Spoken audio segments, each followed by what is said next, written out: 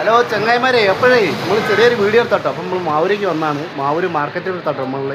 അപ്പോൾ മാർക്കറ്റിൽ ഒന്ന് നിങ്ങൾ കാണിച്ചു തരും. മാർക്കറ്റിൽ തൊട്ട മുകളിലാണ് മുസ്തൂൻ്റെ പീടിയ, ചിക്കൻ പീടിയ. മുസ്തൂൻ്റെ പണിക്കാരെ ഉല്ലാസം ഉണ്ട് കേട്ടോ അവിടെ. ഇവിടെ സാധനം വാങ്ങാൻ വന്ന ആളത് ഉണ്ടല്ലേ. ഉല്ലാസം നേരെ വേക്ക് നിൽക്കരാ, ആ ചാരി നിൽക്കുക, നീല ഷർട്ടിൻ്റെ ഉല്ലാസ. അങ്ങനെ ഇവൻ്റെ ചങ്ക് പണിക്കാരനാ, എന്നിട്ട് ചിലൊന്നും വരൂല, ലീവാക്കിക്കോളും, ഇടയ്ക്ക് ലീവാക്കിനാ. അപ്പോൾ നമ്മൾ പറഞ്ഞു വന്നാൽ എന്താ പറയുക, നമ്മൾ ഈ മാർക്കറ്റ് ഒന്ന് കാണിച്ചു തരും മാവൂരിൻ്റെ.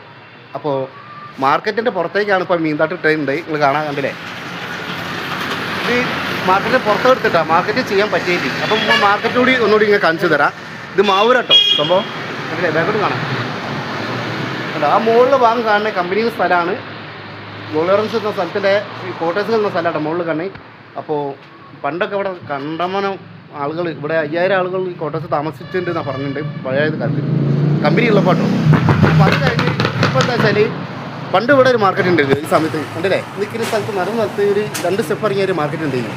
അത് പൊളിച്ചിട്ടാണ് ഇപ്പോൾ ഒരു മാർക്കറ്റ് ഉണ്ടാക്കിയിട്ടുണ്ട് മാവൂർ പഞ്ചായത്ത്. ഒന്ന് നോക്കാൻ പോകും മാർക്കറ്റ്.